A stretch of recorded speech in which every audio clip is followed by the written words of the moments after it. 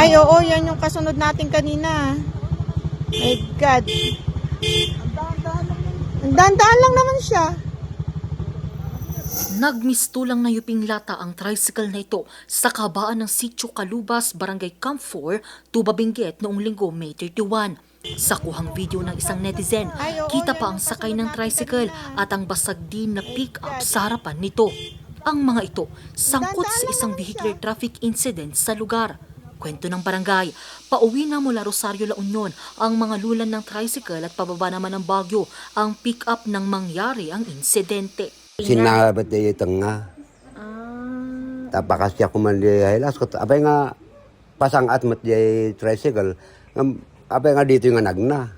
3 ang patay habang 2 naman ang sugatan sa mga sakay ng tricycle habang maswerteng nakaligtas ang mga sakay ng pick-up. Nawara-wara amin nun.